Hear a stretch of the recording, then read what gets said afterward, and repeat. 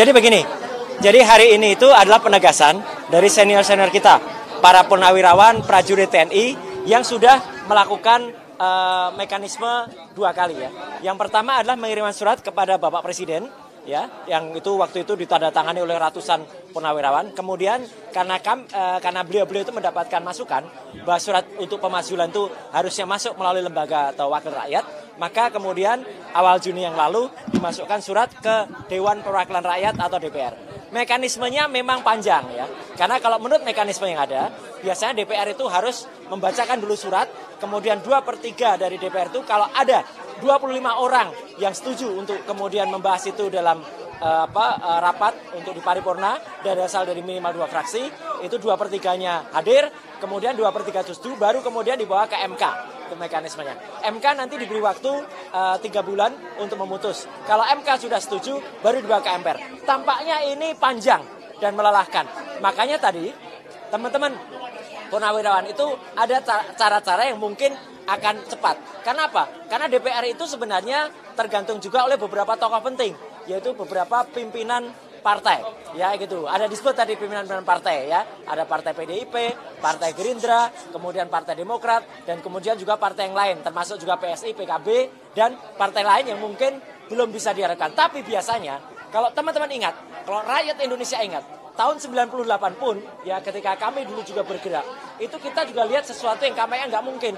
Pak Harto itu 32 tahun itu berkuasa, dan waktu itu pun masih diminta untuk menjadi presiden lagi. Tapi dalam waktu singkat, karena desakan rakyat, desakan masyarakat, dan satu lagi, kuasa Allah Subhanahu wa Ta'ala, itu kemudian terjadi. Pak Harmoko, waktu itu Menteri Penerangan, yang tadinya meminta Pak Harto untuk maju lagi, kemudian berikutnya beliau menghadap Pak Harto lagi untuk menyatakan, Bapak, rakyat meminta Bapak mundur. Ya, nah itulah kemungkinan yang terjadi. Jadi langkah selanjutnya kita tunggu, karena tadi dari hasil konferensi pers siang hari ini, para purnawirawan prajurit TNI ini menyatakan bahwa memberi waktu kepada DPR untuk membaca. Saya juga pernah menjadi anggota DPR dan saya tahu pasti tidak mungkin mekanisme itu terlalu panjang. Jadi sekarang tinggal niat dari wakil rakyat yang masih katanya mewakili rakyat. Saya kira gitu ya. Jadi kita tunggu langkah selanjutnya, waktu yang nanti akan diberikan, dan kita berharap betul bahwa ini adalah upaya untuk menyelamatkan Indonesia. Tidak mungkin kita berharap pada orang yang ada di kaos ini ya untuk nanti memimpin Indonesia. Bahkan sekarang sudah mulai digaungkan, katanya dia menurut seseorang yang menurut saya sudah masuk nggak masuk akal ya pikirannya, karena mungkin dia dulu di depan DPR dia dulu pernah digebukin ya, sudah mulai agak nggak jelas. Katanya ini wapres terbaik sepanjang sejarah gitu ya. Waduh, ini benar-benar menyesatkan. Kita tidak mungkin mempertaruhkan bangsa ini untuk orang yang tidak jelas, dan masih banyak lagi tadi saya juga sebutkan beberapa yang mendukung pemakzulan, termasuk apa? Soal fufafa, soal indikasi korupsi, soal ketidakmampuan, dan akun akun Instagram dia itu memfollow akun judi online. Ini benar-benar sebuah tindakan yang sangat tidak pantas dan tindakan yang sangat memalukan dari seorang wakil presiden. Saya kira itu. Mas Roy, ya? Okay. Hari ini kan kemarin kan Polda memanggil Mas Roy untuk lanjutan kasus yang ada di Polda. Itu kemarin kan sempat Mas Roy nggak hadir. Ya.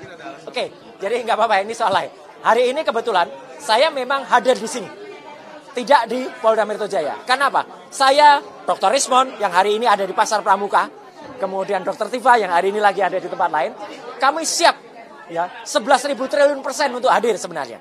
Tapi atas rekomendasi dari para kuasa hukum kami, karena apa? Satu, ya mereka-mereka yang lapor ini, yang klarifikasinya sekarang ini baru sifatnya undangan. Undangan klarifikasi, tidak ada pro justisianya. Dan mereka-mereka itu tidak terkait langsung dengan korban, atau tidak terkait langsung dengan pelapor, yaitu tidak terkait dengan Joko Widodo. Jadi ini laporan-laporan dari orang-orang yang tidak punya legal standing. Ngapain kita datang? Kemudian tidak ada lokusnya, tidak ada tempusnya dalam surat itu, sehingga kami disarankan untuk tidak perlu hadir. Makanya saya pun hadir membersamai para purnawirawan TNI. Dan itu sikap kami terhadap Polda Metro Jaya. Tolong lebih profesional, tolong lebih presisi kalau proses pengaduan dari masyarakat, pengaduan yang tidak ada legal standingnya, pengaduan yang tidak ada siapa terlapornya, pengaduan yang tidak ada tempusnya, tidak ada lokusnya, nggak usah diprotes. Apalagi ini terbaru, ya tidak perlu hiraukan orang-orang atau termul-termul yang hari ini saya dengar melakukan demo bayaran di Polda Metro Jaya. Ya, ngapain aja mereka itu? Gitu loh. Mereka jelas betul kata dikumpulkan dari berbagai pelosok Nusantara. Jelas-jelas betul kalau itu bayaran. Ya, terima kasih. Ya, oke, terima kasih ya.